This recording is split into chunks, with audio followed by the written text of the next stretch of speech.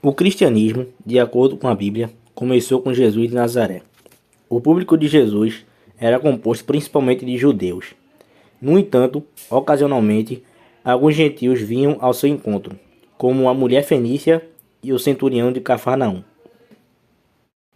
Durante sua vida, Jesus despertou raiva nas principais seitas judaicas de sua época, principalmente os fariseus e saduceus, pois ele fazia muitas coisas que aos olhos deles quebrava a lei judaica, principalmente em relação ao sábado, no qual Jesus fez curas e permitiu que seus discípulos colhessem espigas para comer.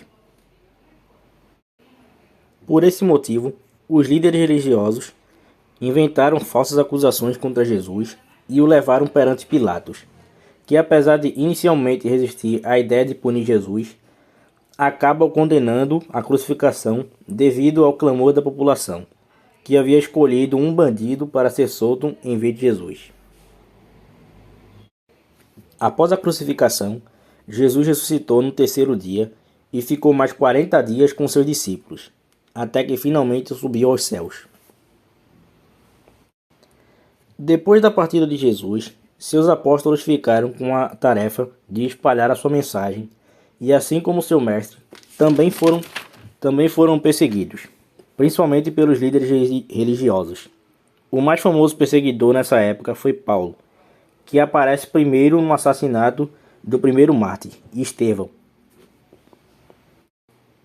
Paulo era um judeu da seita dos fariseus, e admite que era tão zeloso que superava muitos de seus compatriotas, mas isso mudou quando ele teve uma visão de Jesus. A partir daí, ele se tornou cristão e começou a pregar o evangelho, primeiro entre os judeus, mas após ver que muitos judeus não se convertiam, resolveu pregar aos gentios. As pregações de Paulo causaram diversos conflitos, não só fora como dentro da igreja, pois Paulo afirmava que os gentios não precisavam seguir as leis judaicas para serem salvos, enquanto outros grupos afirmavam que sim, era necessário. Isso levou os apóstolos a se reunirem para discutir essa questão, no que ficou conhecido como Concílio de Jerusalém.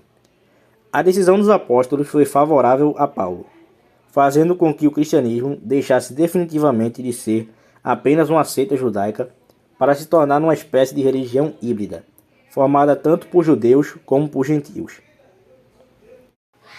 Portanto, o processo de separação do cristianismo e do judaísmo foi gradual, começando por Jesus, passando pelo apóstolo Paulo até o Concílio de Jerusalém, quando ficou claro que para ser cristão não era necessário ser judeu.